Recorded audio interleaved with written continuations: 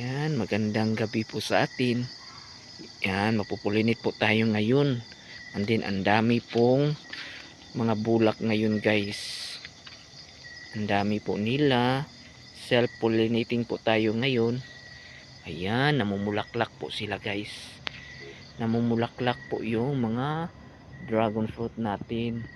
Yan po guys, so ang gaganda, diba? Queen of the night po ito. Lahat po namumulaklak.